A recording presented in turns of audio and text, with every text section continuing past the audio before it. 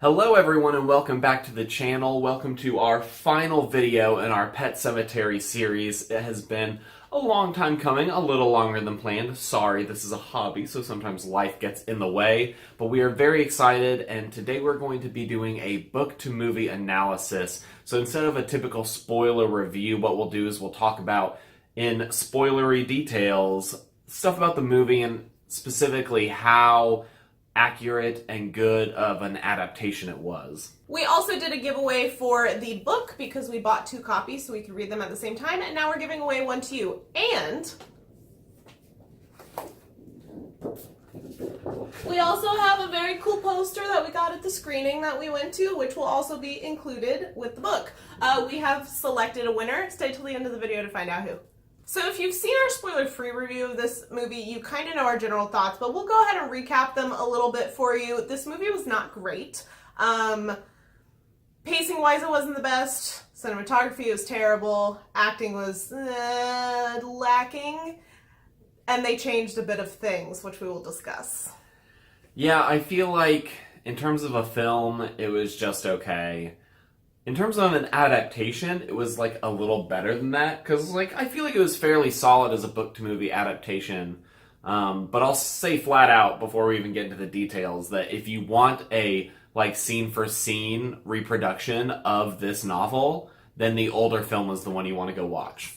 So I think the core structure of this film stays pretty true to the book. I mean, it starts out, you get the scene at the school with Pascal, you get him Louis starting to go into the graveyard and experience, the other side. You have the cat dying. All those things are there, I feel like, in this book. It doesn't start to diverge until, the third act.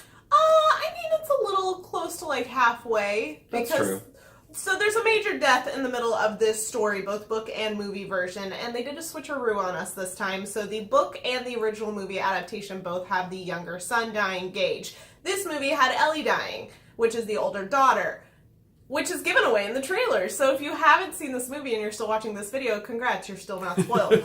I have a lot of beef with the trailers that came out for this. I'm very disappointed in how much they gave away. It would have been a really fun twist to see in theaters, especially because the way they set it up in the movie fakes you out. You think it's going to be Gage and then it is Ellie. So I don't understand. I understand that people who make the trailers are not the people who make the movies. I get that disconnect, but it's still such a strange choice for me from the studio. Even without the trailer, I'm questionable about this choice to switch Ellie out for Gage. So I read through some of the director's explanations for why they did this, and a big reason was they didn't feel like a young child actor, as young as Gage is supposed to be, would adequately portray what they want him to. But we're those weird people who actually really enjoy the first adaptation of this book, and I thought that went over pretty well. I quite liked it, and I thought it was creepy and formidable. There have been countless movies with creepy children or babies. There's ways that you could have CGI'd it or done something else to make it creepy. And so I feel like Gage in the earlier adaptation was actually pretty dang creepy. And I think Ellie in this comes off not as creepy, but sometimes almost comedic or weird. Yeah. It seems like she just went psycho, not she's possessed by... She's very self-aware. Yeah. Which is a strange choice. I was not expecting that. I expected it to be much more like Gage in the book and original adaptation, where he does seem more possessed. He seems like he's manipulating the family and adapting himself to reflect what would scare them.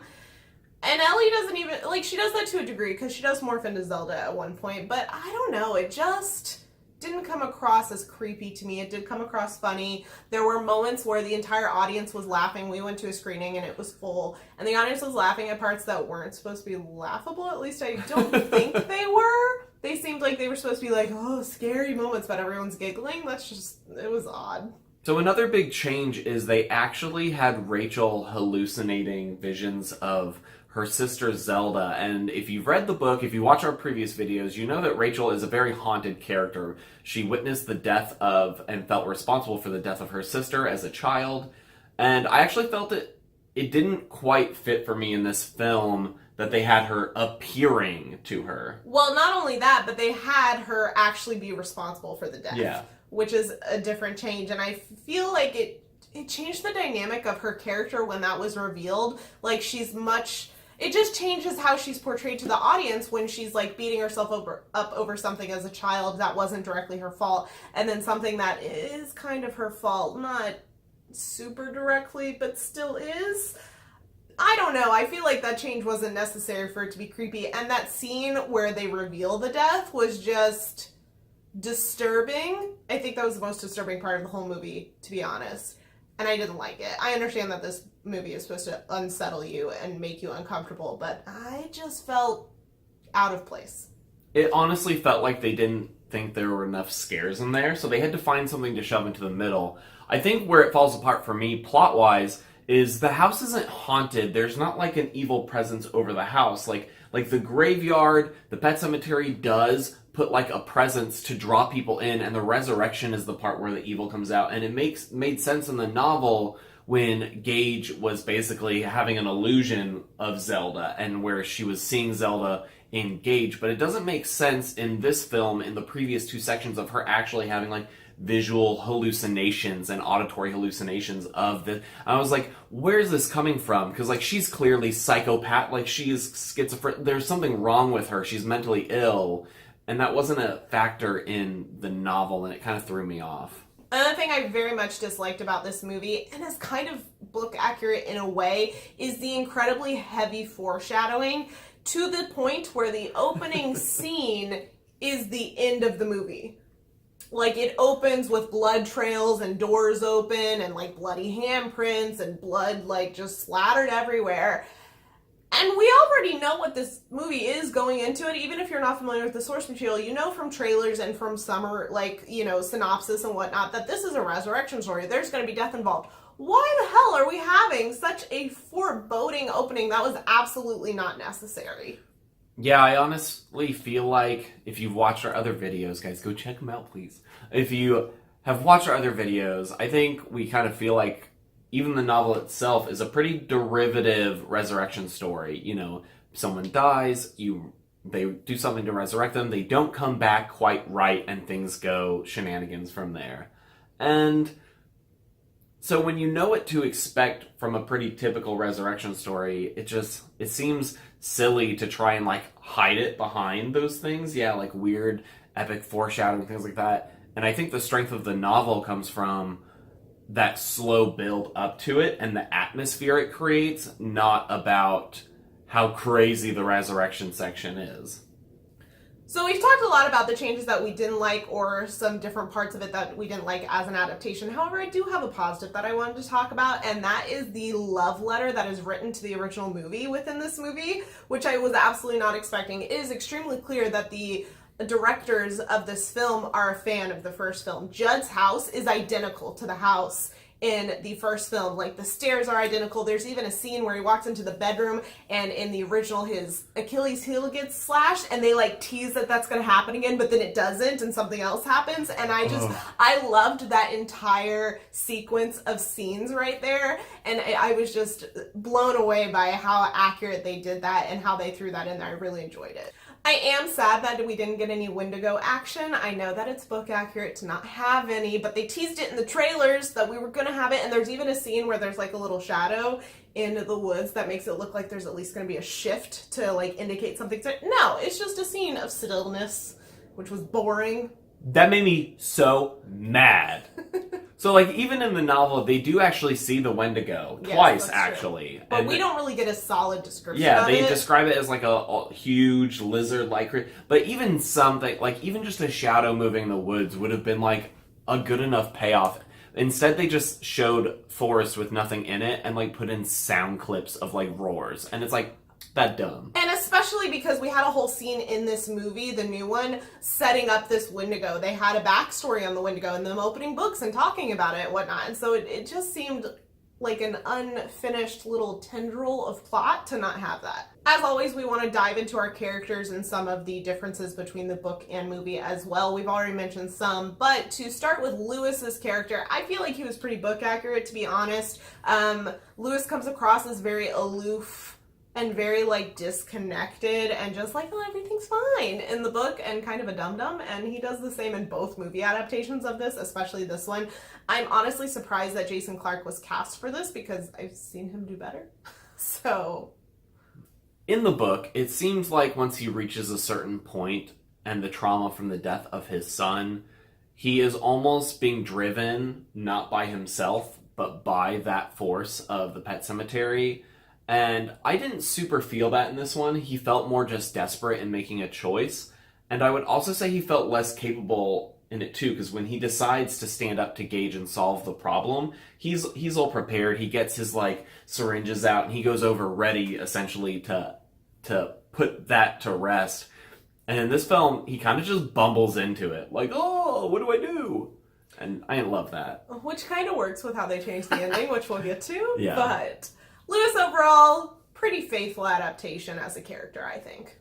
So I think Rachel, for the most part, was pretty faithful too, besides that one change we mentioned with her sister. But that is also kind of one of the crux things about her character in this.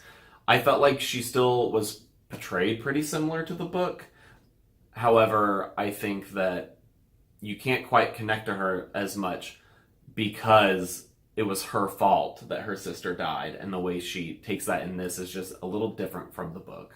I've said this in some of our previous videos, but I think Rachel is the most compelling character out of this entire story, and I think that somewhat continues into this movie. I honestly think Ellie's a little more compelling towards the end of this film than Rachel is during the film as a whole, but I think those are due to some of the changes they did to her character and how she responds and reacts to things. She didn't feel as much of a driving force to some events that I feel like she was in the book and in the original adaptation. I don't know, she felt like a more willful character to me in those two versions. So I actually really liked the death scene for the child. I really liked how it was set up and how it played out, except that the trailers ruined it for me. Like, I would have enjoyed that scene so much more and been so much more blown away. It would have been such a cool theater experience to experience that for the first time there, and you just don't get that. I don't know. I will also say that I feel like the film made it a little like, what is the word I'm looking for? Maybe, I don't want to say goofy, but almost contrived, because there's a final destination level of events of like the truck swerving, but then it unhinges and the tank flies over and Gage barely moves and that it hits Ellie instead of just like, I think it would have maybe even been more tasteful and brutal to just have him grab Gage and then find her, and have the truck head just hit her and not do some crazy thing. They also did it on her birthday, which I think was a very silly choice, and I don't like that. It's too heavy-handed in my opinion. So now that we're talking about it, maybe I didn't really enjoy that scene. I feel like I enjoyed some bits of it. I liked like the overall concept of that whole scene, but some of the execution wasn't the greatest, because I do agree with that. I mean, I will say that if you were just coming off reading the book and then you wanted to watch the film adaptation, you haven't seen the trailers, and you come in and then you see Gage and you're like, oh no, it's the scene, Gage is gonna die, and then they flip it to Ellie, you'd be like, that's what I'm saying. I'm stunned. We were robbed of that experience. So I think that would have been quite enjoyable. So from like that perspective, I can say like, okay, I'm okay with like that choice, but I felt like the execution was a little gratuitous. I also think that scene, they were a little cowardly about it, in my opinion. Like, the original one has, like, a bloody shoe flying. Like, it's super ominous and creepy. And this one, there's, like, a non-bloody, perfectly fine body, just, like, laying in the grass. No blood, no broken weird bones, nothing. I thought that was kind of silly. And you don't see, like... And you don't really get to see it, because it, like, clips away, and then you just get Lewis coming up to the scene. There. Yeah, I almost feel like... It was cowardly for a horror movie. In this day and age, you're putting out an R-rated horror movie, and so it's not that crazy to kill a kid. Like, maybe it's too much for some people, but that's kind of the But point you're of this already book. doing it, so commit. Yes. Like, it doesn't have to be Yeah. this overly grotesque thing, but I think it should have been a little more realistic. If you get hit by a fucking tanker truck, you're not gonna lay perfectly in the grass with, like, no. Yeah, I almost feel like they could have toned that scene down a lot and then just shown it, and it would have been almost more tasteful in the way they did it and more realistic, more immersive for the movie watcher. So something that really bothered me about Ellie coming back later is this weird connection she has with her dad about this play area in the basement, because they flash to it at some point that he's like thinking of her like going there because he doesn't know where she's come back, right? Because he went and buried her in the pet cemetery, like the actual real pet cemetery that brings people back. And he like goes down this basement because they had like a brief flash of them playing together there right before he walks down to it. And I'm like, where is this established thing? This location is just now being introduced. We didn't know that this was your special place. Like, it felt very disconnected to me. Like, if this is going to be your weird special place that you, like, re-meet up and whatnot, like, why wasn't that introduced earlier as, like, a cute father-daughter moment instead of a, oh, we forgot to tell you about this, so here's a brief flash, and then we'll go to it? It is clear that they cut a scene or two from that, Yes. which is weird because it was quite a short movie, so you probably could have left a few more scenes in there. But yeah, it was clear that they cut the scene that included that area, and so when he goes there, like, oh, of course, and like goes and finds stuff there, and it's like, oh, it's Ellie's hangout. Of course, the mask is there. You're like, where? What is this? Also, sidebar: 4 feet to the right in the basement is this pitch blackest area, and it's such a dumb horror movie people thing that like the basement. That one corner is so pitch black, anything could be there, and you walk, and he's all creepily staring. Number one, get a flashlight or put a friggin' light bulb in your basement. No one has a space that dark in their house. It's so dumb. They also changed Judd's character a little bit. I feel like for the most part, he was true to his character, and John Lithgow did a really good job showing that. You know, they did remove his wife, which is probably the biggest change from the book. Did they remove his wife in the original movie, too? Yes. Yeah, she's not in either of the movie adaptations. Yeah, and I felt like I felt like you could have just as easily put her in and included the scenes. It's one of those things where I understand for both movie adaptations taking that character dynamic out and not having to explain that. But at the same time, I felt like her interactions with Lewis were actually very grounding for his character and gave you a lot of insight into the way that he thinks about people.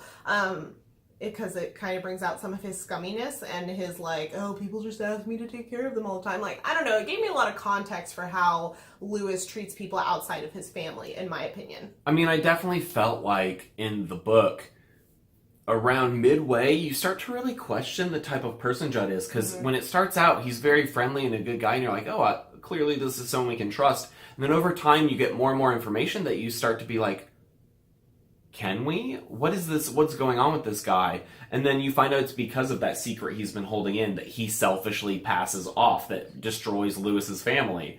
And I felt like they didn't really play into that at all. And the removal of his wife is one of those factors that lets you get to really know his character. They also very heavily implied in this movie that he resurrected her, and that's how he learned to not. Did you not catch that?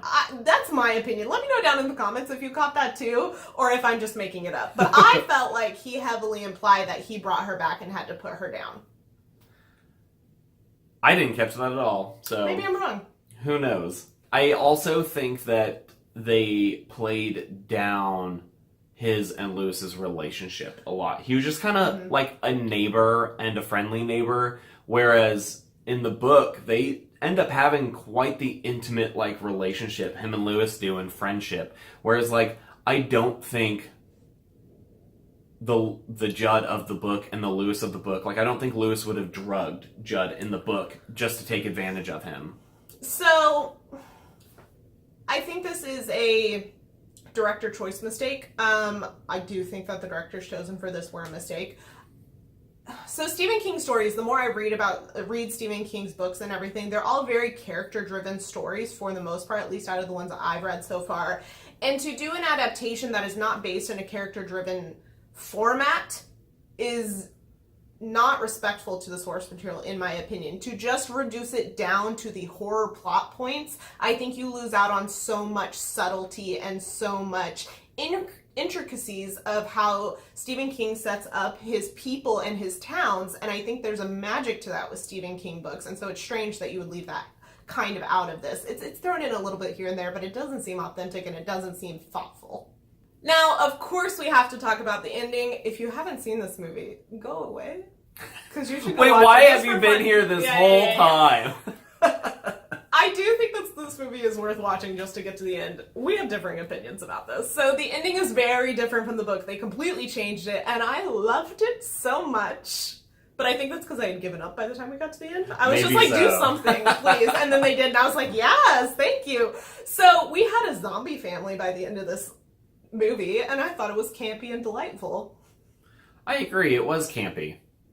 Which is not matching with the rest of the movie, which is part of the problem. I wish that they had, like, more had it the tone of the last, like, 10 minutes, and that movie would have been way more enjoyable, in my opinion. But the twist that Ellie starts dragging Dad off to the Pet Sematary to resurrect him was just beautiful. I loved it. It was a fun ending. I don't think it quite matched. I No, feel like not at all. it's one of those things, it's hard for me to be okay with it because there's no like emotional payoff. So for a story that is all about trauma and how it can just continue to ruin a family, which is essentially what this is about, it's hard when everyone dies at the end and everyone's going to be resurrected as an evil zombie family. Like, it doesn't tie into, like, the core theme for me. Whereas, like, in the book, having, you know, his crappy decisions and his selfishness now not only cost him his son, but his wife, and then he's, like, completely destroyed, and he's like, it's okay, I'll go resurrect her, and you see him repeating the cycle. It's very, like, macabre and sad and brutal, and you're just like, ugh. And the book ends. Whereas this one, the zombie family walking up, you're like, I feel like I should get, like, another 15 minutes of this zombie family Right. killing everyone in town or But something. no, I really like the final shot of this film, because the final shot of this film is Mom, Dad, and Ellie all walking out of the woods to Gage, who's still, like, human and alive, in the car, and they're just, like, walking towards him, and then Church jumps up on the car to, like, be like, hello, we are now all a zombie family, we will get you and kill you, and go. I just loved it so much. It's so silly. It doesn't match the rest of the movie at all. I think I just given up and wanted them to do something weird, and they did, and it made me happy. It does not save the rest of the movie, though. Yeah, I almost wish that if that's the direction they were going, they would have embraced the fun and the camp a little bit more. Because I think you can have a scary horror movie that has, like, spooks and scares while still having a level of fun and camp. I think if you're going to try and create a story as serious as something like Hereditary, then you need to, like, stay true to that if you want to make a good film or, like, a good adaptation. I would argue that, like, something like that is almost closer to the source material of this book than this Pet Sematary was. So it seems like we are currently in an age of a ton of Stephen King adaptations coming out. I feel like we went through a phase of that in the 80s and early 90s, and now we're going through it again, which I actually really like. There are rumors that Salem's Lot is going to be made by James Wan. Very into it.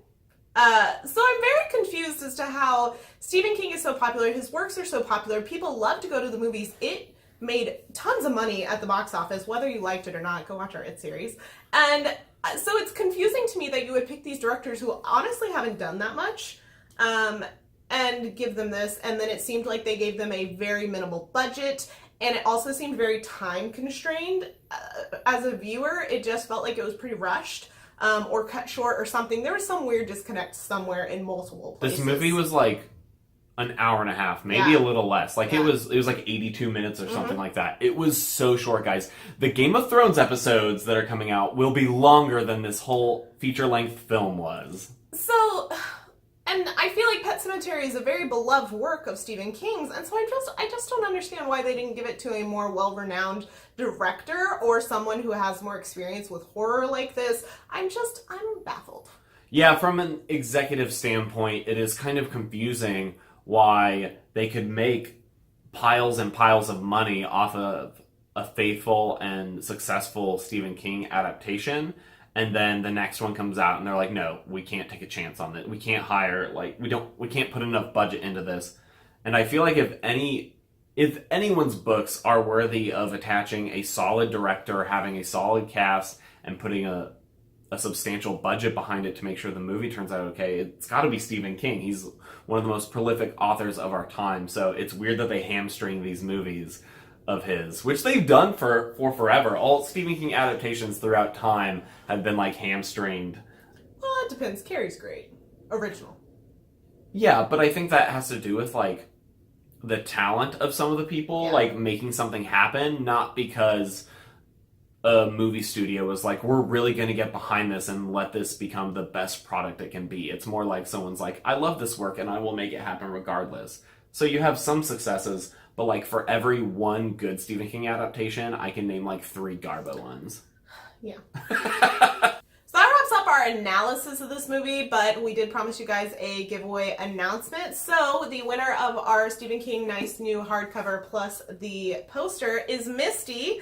We have already contacted her and probably sent it her way by the time that this gets posted. But congratulations, Misty. Thank you for everyone who entered our giveaway. We're going to have more in the future for more of our book-to-movie adaptations. We hope that you stick around for them if you enjoyed it. But that is the end of our Pet Sematary series.